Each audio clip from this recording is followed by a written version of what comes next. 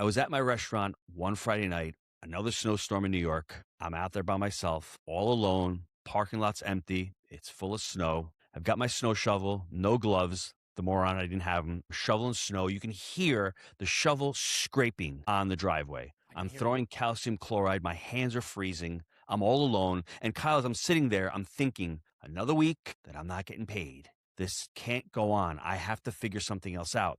Now, at the time, my mother owned the real estate building. So downstairs was the building, the restaurant, and upstairs were 3 apartments. And as I'm out there, all alone, freezing my ass off, I look up and one of the windows had a light on. There's somebody awake. And the thought flashed to my mind. My mom is at home, in her sleep, getting paid, while I'm out here not getting paid. So I said, my family owners are getting paid in their sleep. They get paid every month, rain, wind, or shine.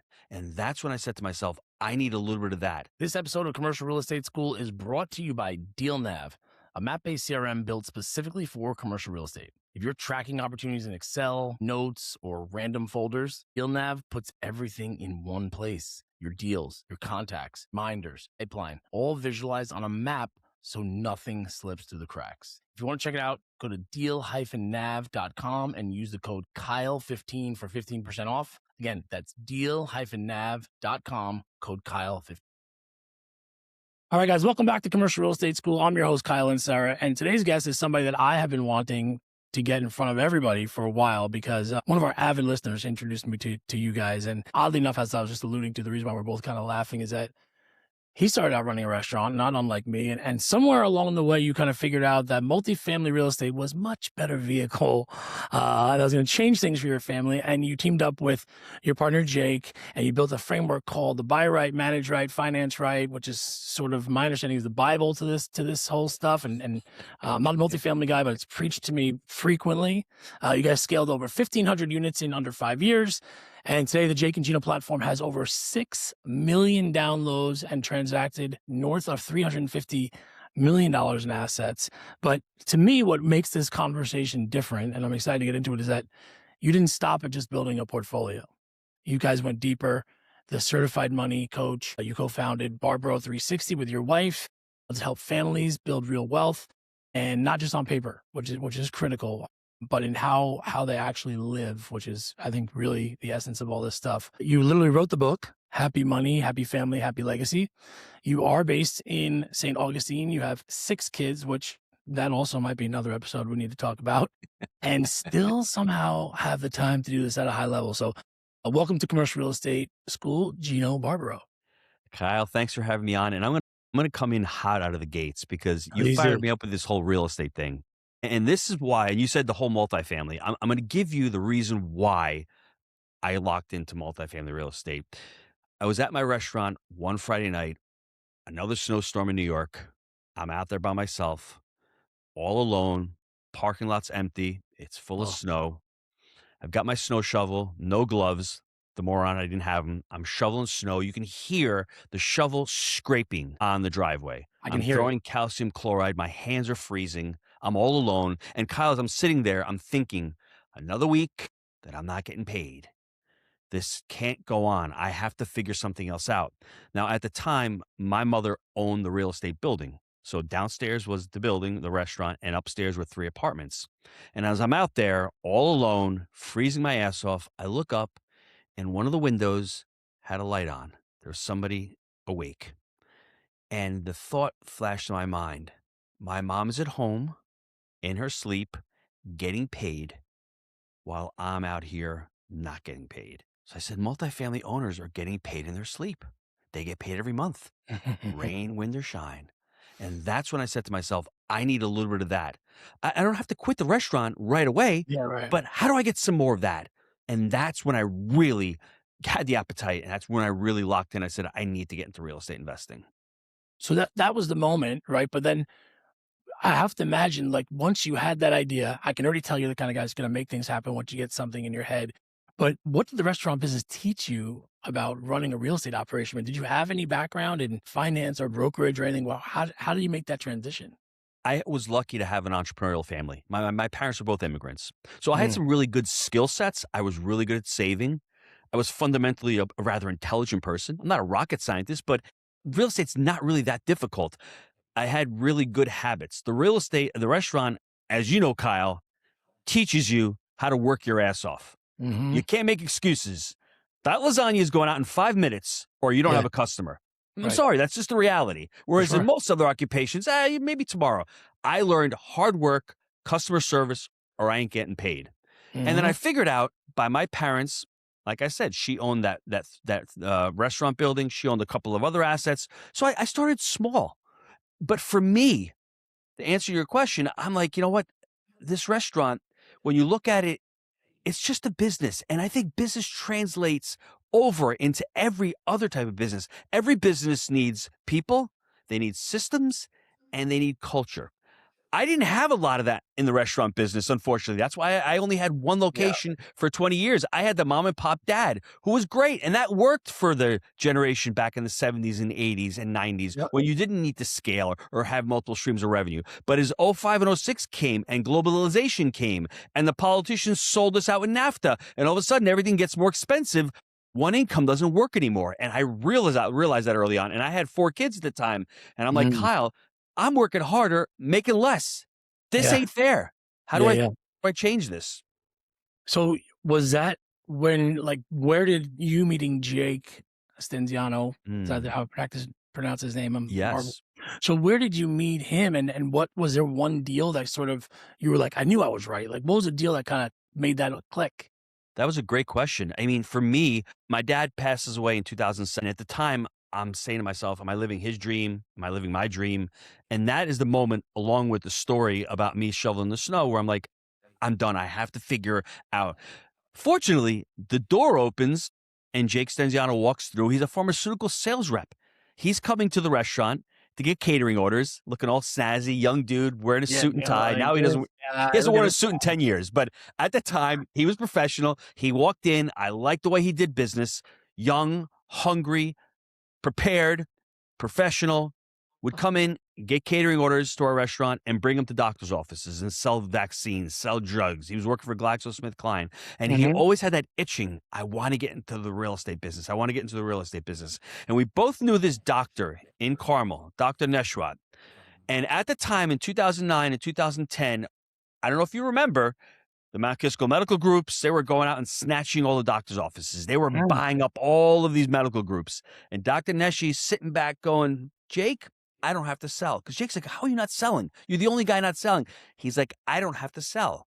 I own real estate up and down the eastern seaboard. I can do whatever I want. I like being a doctor. I don't need to make this my full-time job. I can do it because I like it. Mm. And that left a big impression on Jake. And that's when he brought that story over to me. I said, Jake, we're going to start looking for deals.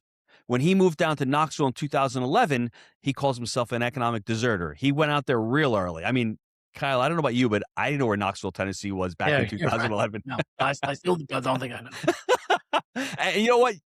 Most New Yorkers don't, but fortunately Jake did.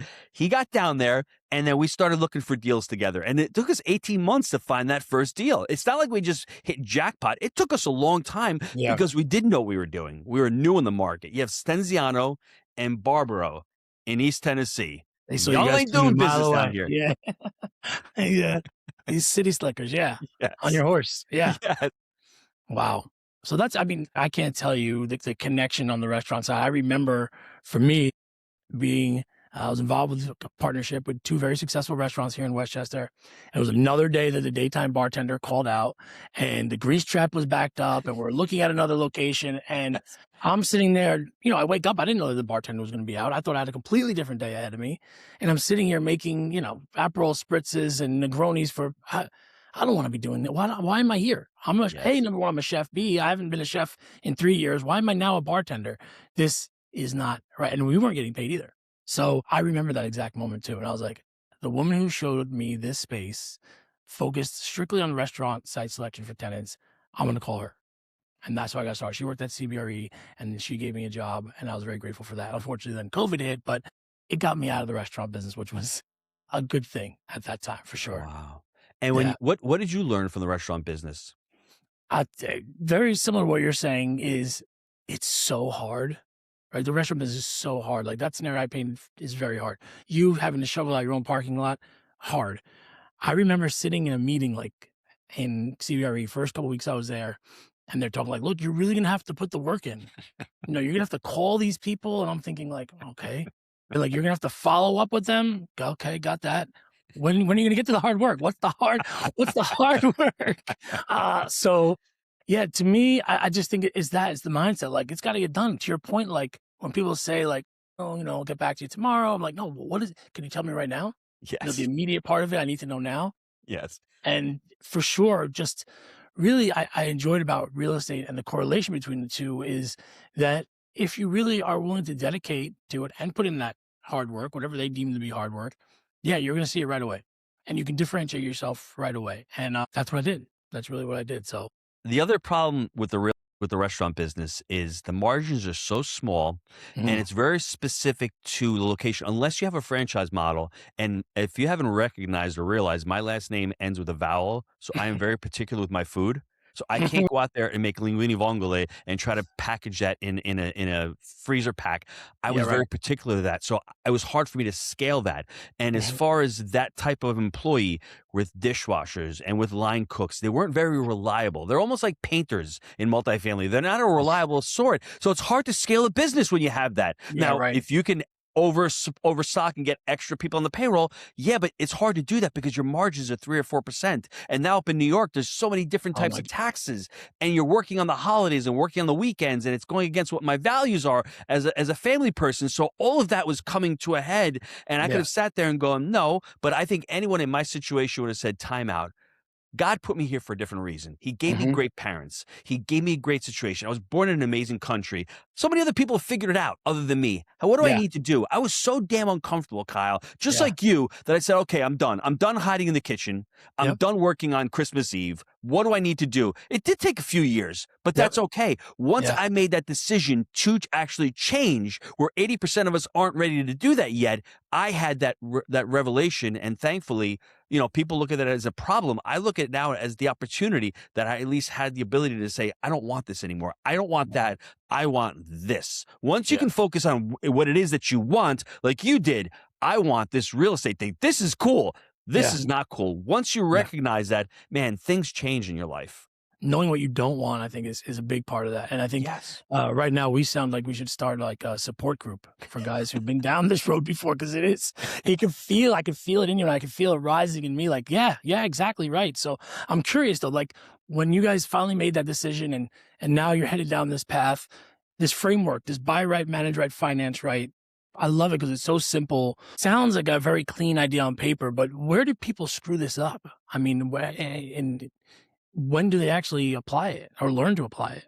I love the question, but I'm sounding as if this is all happening on my shoulders. I'm doing everything. It's like Yeah, me, and I have to actually give a ton of credit to my wife.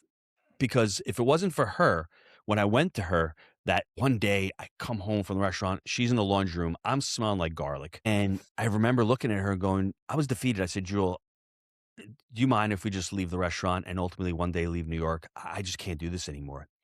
And she looked at me for 3 seconds and said, sure. And I was really blown away. She actually said, yeah, I trust you.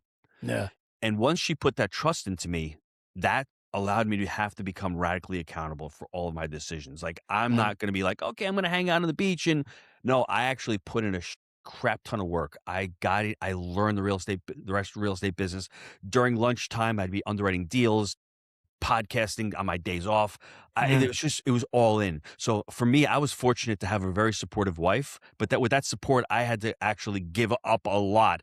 No golf on the weekends, no hanging out on the weekends watching football. I had to make that decision. And I right, think that's really important to preface it. The question that you asked specifically, Jake and I didn't have the framework. I had life before Jake as an investor, which was like, I need a deal. And right, life after Jake was, oh, we need to buy a deal, we need to finance a deal, and then we need to manage a deal. And each one of those pillars, once you build them out, it's really your framework. And if you don't have that as an investor, you're always guessing. Because I think mhm, most investors, we don't lack the motivation. We lack the clarity. And the framework gives you the clarity. When you look at a yeah, deal, and you've been doing this for a few years, you're in the tenant space, deal makes sense. Oh, median income's over 50. 1985 build. It's got washer dryers, 2-bed, 1.5 bath townhomes. Oh, really good. What's the rents right now? Can we get them up a couple $100? Really great. What's the school system look like? Once I can know what my criteria is to buy this asset, I can start checking the boxes real quick, and I don't have to waste my time on underwriting deals that don't make sense. Right. That's what I think the framework allows you to do. And you can use this framework for any kind of asset, whether you're investing in a restaurant, same thing. You want to buy a restaurant? Well, what are you buying it on? How are you going to manage this restaurant, and how is it getting financed? Is it SBA? Is it seller financing? Are you going to a bank? Once Yep. you understand the parameters and how to build the framework for your particular business, then you have the roadmap. Then you don't feel emotional one day and go, I need to do a deal. Well, does it fit in the framework? If it doesn't fit in the framework, don't pencil whip the deal. Don't try to make the deal fit the framework. You can actually underwrite this deal based on logic and not just your emotions.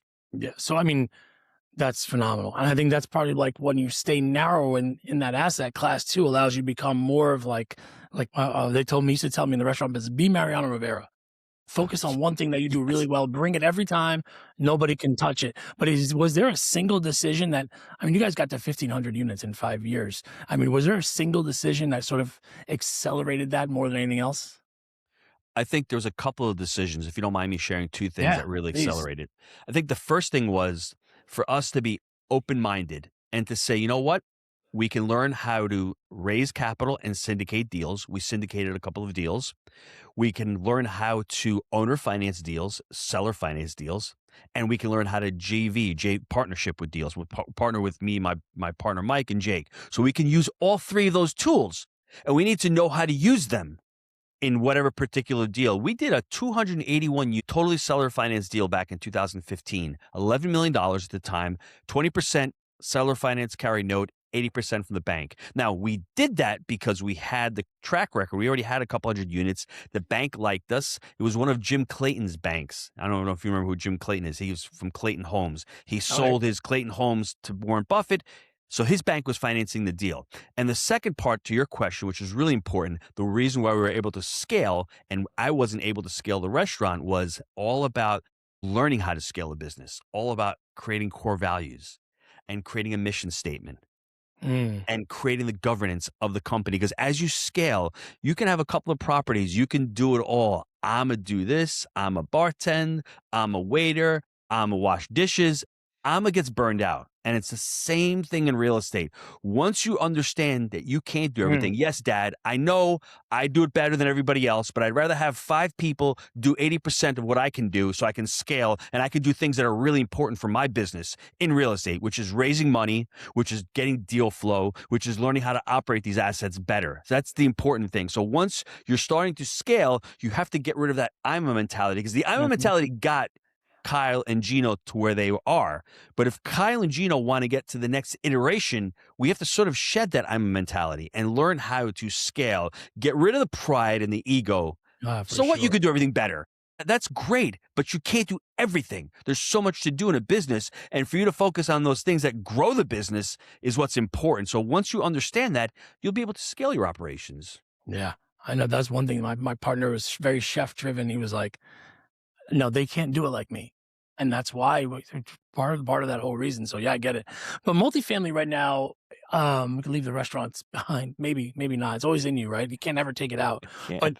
multifamily has had, I mean, would you say a rough couple of years? I mean, rising rates, excess supply in some markets, distress starting to surface. What does buying right mean as we sit here today?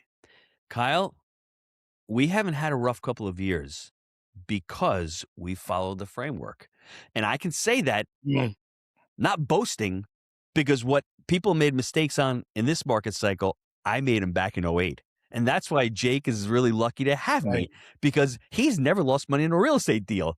I have Mm, never met a real estate investor who hasn't lost money in a deal. I just haven't. He's the right. only guy. Yeah. But by default, he has because I was the one who lost all the money before he Right. before he met me. You did So it for him.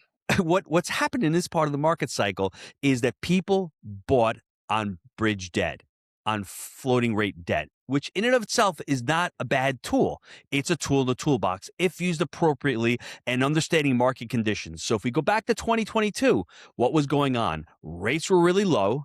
The Fed was late to the party. They should have raised rates sooner, but in the 22 elections, we had the November elections, they couldn't do that to tank, to tank the elections and to lose Mhm. the midterms. So they held off on rates. So all the operators are like, rates are going to stay low for a lot longer. They're not going to shock the system and raise rates that quickly, are they? Well, they did that. That's number one. Number two, we had supply chain issues. You couldn't get anything. So a job would take 6 months. It would take 6 months just to get the Mhm. stuff in. So you had that. So those two things are combining. All of a sudden, you're in 2022. There's no deals out there that make sense. But if you can get the short-term 3% rate, it makes sense because 3 years from now, I'm going to refi into perm debt. The only problem is rates went from 3.5 to 7 to 8 to Mhm. 9. They just Yeah. got demolished. Now, the other thing that's happening while that's going on is you have a lot of assets coming online and rents are not going up 20% anymore. Rents are literally flatlining. And as we speak right now, in a lot of markets are actually dropping right now, which is Mhm. weird because we still have this supply chain coming on. We still have a ton of concessions around markets that had a lot of population growth. On top of that, you've had expenses blow up.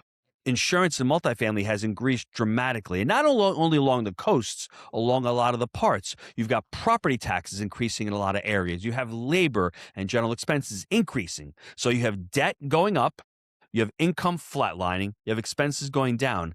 That's not very good unless you bought right, unless you didn't use fixed rate debt, which means you bought less assets in 21 and 22, which is Mhm. okay, Kyle, because I want your listeners to hear this.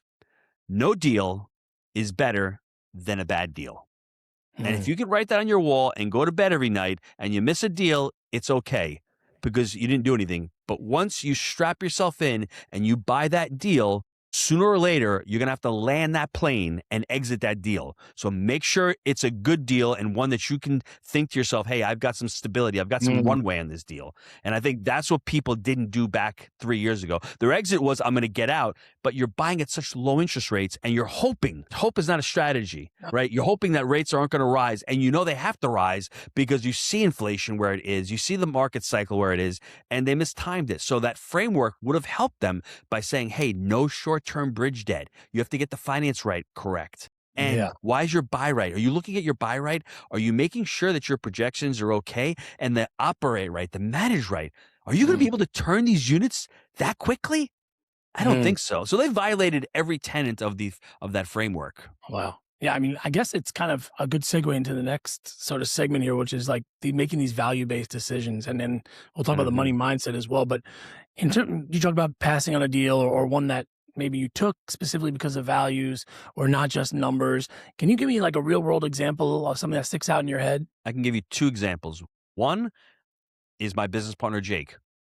That's a values-based decision making. Even when you go out to eat at a restaurant, if you value health, are you going to go to McDonald's and eat at McDonald's?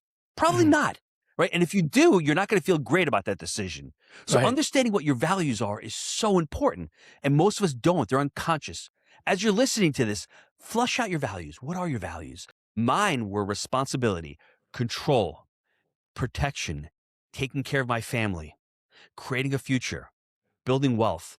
Well, out of all those six, I wasn't doing that at the restaurant at the end of my Mm. restaurant terms. Right. That's really why I wanted to get out more than anything else. It was not in alignment with my values. Now, that's why I chose it. Now, I can give you a great example of how my values aligned and the deal didn't work. In Mm. 2016, I am new to Florida and I'm going around here. Multifamily is doing really good. I've got a little bit of money set aside here. I meet these investors. They're in the short-term rental space. They seem like cool guys, three of them. One is still my friend today. We shared office space, great guy. The other two guys, for lack of a better word, they are jabronis. No other way to say it. I mean, like Nice if to know if you. you're a New Yorker, you know what a jabroni is. The problem is that if I had locked into my values and I got that feeling in my gut, I wasn't really sure. When you get that feeling in your gut, that's your values. That's your brain telling you something's off. Their business plan was viable to build short-term rentals in a community of really nice short-term rentals that is on the ocean. Price points were great. Now, where my values didn't align is that we went into this business. I didn't take control. We didn't have weekly calls. I wasn't privy to the budgets. I gave up a lot of control of that deal to them because I thought they were the experts. We were funding part of it. They were funding part of it. When I realized that they wanted us to fund the other part, I'm like, time out. Let's split things up. Let's Mhm. save this before everything goes. So I was able to exit that deal with my business partner. We ended up selling the 2 homes that we were building. We lost about 40 grand each, which is not bad. But the crazy part is if I had held on another year, and I'm not joking, literally, we sold them for 650 these homes. A year later, they were worth 1,200,000 each. It was crazy, but I didn't care. I just wanted to get out of these deals Yeah, because they right. didn't align with my values. If I had seen that and I saw these 2 jabronis and I saw that they were fake, they had no integrity, they weren't hard workers, I would have said no to that deal right away. So as You're you're right. listening to this, I want you to focus. What deals are you doing? What partnerships are you involved in? What vendors do you have working for you? Your CPA, your lawn care guy, whatever that may be, do they align with your values and your vision? And if they don't, maybe it's time to revisit those relationships. Yeah, I love that because that there's a lot of folks I've had on the show who speak to that, like the value of those relationships in this business on all sides, really, and what it means for you as a investor, as a broker, as anybody in this Mhm, world, what those values mean to you in terms of how you get things done ultimately. But mhm. on top of everything else, you're a certified money coach. Now, Yes. what does that mean? Like, what does that mean? What does that look like in practice? How does that show up in a day to day It for you or shows for up your students? everywhere. I'm gonna throw the word money out right now. What do you think of when you hear the word money? What's the first word that pops into your mind? Access, freedom, let me get some. That's what You're comes in. a refined individual, and that's why we're having this conversation, because you're in real estate and you have probably a rather good relationship with money. My relationship with money early on when I started with Jake was pretty poor. It was all about fear. It was all about scarcity. It was all about saving Mm, for a rainy day. Mom, why not a sunny day? Why always a rainy day? yeah, It's because that's how I was conditioned as a young person. right, And when I got into money coaching, I got in for one specific reason. I wanted to know why when Kyle joined Jake and Gino, Kyle closed deals and Mary over here, who had more money, better looking, better balance sheet. She wasn't closing deals. Kyle has no money, but he's closing deals, and Mary's is the opposite. And I didn't understand what was holding these people back from becoming yeah, successful in business. And I think, honestly, one of the biggest reasons why is it's a person's relationship with money. And right, for those of you, I can give you a quick example. If you're growing up in a household where you're constantly hearing evil people are greedy, sort of what my wife's tribe, my wife's family, evil mhm, people greedy, they're evil, and you grow up and then one day you want to get into real estate and you want to close a deal, you want to become a millionaire, and you're reverting back to those patterns and those behaviors, and all of a mm, sudden you may become successful, but then your tribe, your family's looking at you going, look at a rich guy. Do you think you're going to hold on to that wealth? Probably mm, not. mm, And it's incredible. Once I became aware of that and I saw the power that it had on the relationship with my wife and myself, and why most couples, when they fight about money, it's not really about money. It's about right, something else. It's about something deeper. So what I would say is anybody listening to this, if you're struggling with money or if you have fear or you have negative doubts or you have shame around money, because men, we're supposed to know about money. We're the mhm, protectors, we're the providers. When we don't, there's even more shame involved. And right, it can be self-fulfilling. So you're if you're right, with your wife, have a conversation with her. Let her know how you grew up. Find out how she grew up. My wife and I grew up totally opposite. I was more of an entrepreneurial saver type family. She was more of a single mom, blue collar, paycheck to paycheck. They didn't even know what a goal was. They yeah, didn't right, even think about saving money. So when we got together, all of a sudden I have these big ideas and these big plans. And as we're making money, she feels a little shame and she feels bad because her mm, family's not wealthy. They're living paycheck to paycheck. And here we have a nice house, we have money, and that can sabotage a family. That can yeah, sabotage the right, conversation. So that's what drew me to money coaching. Just having people become aware of the patterns, the behaviors, and the beliefs they grew up in. And do you want to change those? Are they empowering to you? I'll give you one quick example. If I'm a young person and I have a father, and my father is just a bum, he just doesn't like to do anything. I may say, I'm going to be like him unconsciously, or I may say, I'm not going to be like my dad. I'm going to right, build this empire. I'm going to build this amazing company. Well, good. You go out and do that, and then you sell it, and you're like, well, I'm not happy. Well, why did you build that company? Did you build it just to spite him, or did you build it Right. because it really lit your ass on fire and you love to do it? Right. I just want people to be aware of what they're doing and why they're doing it, and then Right. understanding what money truly is. It's a result. It's there to create impact. It doesn't Mhm. corrupt the person. It reveals a person. Once you Yeah. start realizing all this stuff, build a company, but build it not to spite your dad or to show anybody else how great you are. Build it because that's what you love to do. That's amazing advice. And yeah, and it's kind of like your why, right? I mean, people talk about it all the time. What's your why? Why are you doing this? And I know Mhm. you're big on the family stuff, and you just mentioned your wife, and you guys co-founded this Barbaro 360. But talk about that, and specifically about what it's like to build a business with your partner, because it's not always so smooth. And I'm just curious, when it doesn't go smooth, maybe my part B of this question is, how do you fix it? That's such a great question because we started a podcast back in 2019, and our very first podcast was insulting to her. She took it as insulting. I was like, "Jewel, I'm on here. I'm gonna say whatever comes to my mind. I'm not gonna hold back." So I said something that insulted her. And she had two options. She could have said, "I'm not doing this ever again," which was her in her right, or you know what? He said something stupid. Let's move on. And fortunately, I said something stupid and we moved on, and we've been doing podcasts since 2019. We've podcasted Dr. Gary Chapman. I've podcasted Michael Franzese, JP Oh, Sears, some really big names. I mean, it's been really great for our relationship. It's like our weekly therapy.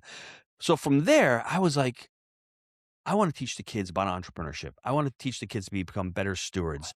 Have this idea of legacy. Legacy is not yeah, something that you leave behind. It's something that you activate today. Well, how do I do that? Well, let's do that by starting this business with our family. I have a 26-year-old, I have a 23-year-old, and I have a 20-year-old. Let's start with the three older kids and start building this family and business. And let's start teaching them the entrepreneurship, because in one day, one point, I won't be here anymore. And I don't want to just leave my kids money. I want to leave my kids skills. I yeah, want to leave right, my kids the ability and the values that we've cultivated with our family. And what better way to do that than to show them, let's build this family business together. And it's all yeah, about coaching. It's all about selling products. It's all about building a media company with them. Because I've got a podcast with my son. yeah, I've got a podcast with my wife. And that was the general idea of this business. Let's start it. Let's build it together as a family. And the part two of your question is, I love working with my wife. She's my partner. I mean, like, that's the thing. Like, if you can't get into partnership with your wife or your spouse, is it the partnership, or is it the money, or is it something else, something yeah, underlying? And it's a challenge every day because I have arguments with my son. He's 23 years old. He's very strong-minded. He has his own opinions, and I don't agree, and I get emotional. So it is challenging, but running a business is so similar to running a family. Having the yeah, business, having mission statements, core values for your family, you should have them for your family as well, not only for your business. And what we've done with mm, this family business is we've built rhythms in there. We built accountability. We built, the ability to get on calls every week and discuss what's going on with the business, and hiring a marketing director and hiring somebody for the editing. I'm teaching my kids these skills that they're learning with us, but they can implement them in their lives going forward. of course. I mean, I guess that's really what family legacy looks like to you, right? That's the real essence of it. That's great. So Mhm. I guess as we wrap up here, just thinking about the audience and people that I know, um, they're sitting on the sidelines.